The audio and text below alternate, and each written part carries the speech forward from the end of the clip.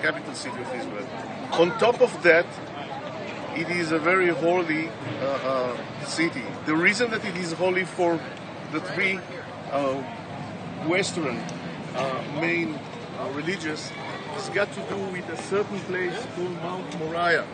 We will be able to see the mountain a little bit later. But the story began with Abraham, which was given an instruction from God to go and sacrifice his son Isaac, and the specific place that was mentioned there is Mount Moriah. Eventually God told him, do not touch that kid, and instead of the child he sacrificed a lamb, but the place became holy, and he became holy to Jews. Later on he became holy to Muslims because of stories which are related to their prophet named Muhammad. Even though Jerusalem is not mentioned in their holy scripts, the Quran. And then the Christians, of course, the story goes back about 2,000 years to Jesus. Jesus was a Jew. He was born in Bethlehem, which is about 20 kilometers south of here. He lived in Nazareth in the Galilee, and at the age of between 30 and 33, came to Jerusalem and became a prophet, saying all kinds of things. Usually prophets and governments are not really mingling well one with the other, and that's exactly what happened. Eventually the Romans, who were the rulers at that time, got tired of this guy and crucified him. We will be today exactly in the place in which it happened, or believed to have happened. Then he was buried. After a few days, it was obvious to his followers that he came from the dead. The term is resurrection, came back from the dead and lived again. Everything again happened here, and there are reasonable beliefs that shows exactly where it happened, where he went, where he stayed, where he ate his last supper, and where he was crucified and later came back from the dead. So basically you have a story of 3,000 years given in less than 3,000 seconds. Now, what we see in front of us again are the walls of the ancient city of Jerusalem. The walls were built by one of the Turkish rulers in the 16th century. We know his name, we know the name of his architects. In 500 years, along 3,000 years of history, are well documented. The last 500. So we know all the facts. So the fact is that what you see here is basically about 500 years old, with several exceptions that I'll show you on the way, which might be even 2,000 years old, and you will be able to see the difference by yourself. The building methods are completely and utterly different. Something that can give you a clue that the walls are not very ancient has got to do with arrows and bows. You see that there are special kind of openings. These openings, people wear all kinds of heights, so you can't really have one hole for people to shoot the arrows. You need to have something that allows different heights of human beings to use it. That means that it's not very ancient. The Romans didn't use bows and arrows. At the 15th century, 14th century, the answer is yes, they used it. So it's not very old. Another good question, why do we have this huge opening here?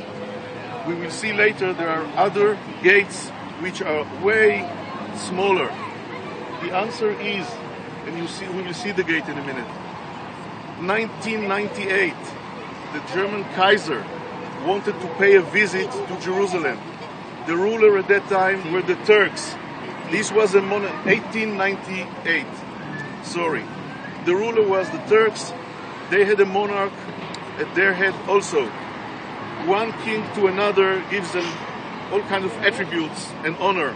The honor was that they have asked for the size of his carriage so that it won't be able to go through a regular gate, and did this opening. So this is why we have that special kind of a large gate here.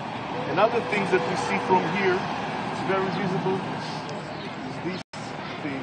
Of course it was a mosque, a place in which the Muslims were praying. Then we call it Migdal David, or the Citadel of Jerusalem. We will be visiting that at the evening. The show is over there, the other side of the fence, or the wall.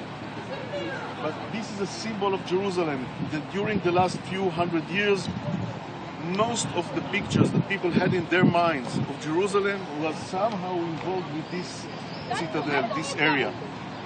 We will see that the foundations of this area goes at least 2,000 years back. The rest of it is part of those walls that were built about 500 years ago. This is something interesting. Another thing of interest that we can see from here, we will look that direction. This is the place in which the New Jerusalem began. About 1860, somebody came up with the idea that it is unhealthy, very crowded, and quite dirty to live inside the walls. Certain perimeter, and that's it. So they've decided to go out. The benefits are obvious. Good air, fresh air, etc. But you don't have the security. In the walls, you can close yourself in, and that's it. Anyhow, this is how it started. Now it's a very big city. Another thing, historical thing that we can see from here is right over there. This is the King David Hotel, and after that, you can't see, but this is really a very big tower called the YMCA. This is the same YMCA that you have all over the world. Young Men Christians Association.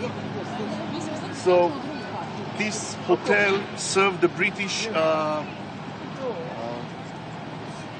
shall I say, government during the British mandate here, beginning at 1918 and ending by 1948.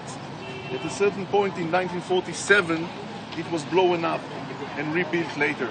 This is most probably the nicest hotel in Jerusalem. Kings, presidents, diplomats are being usually placed there.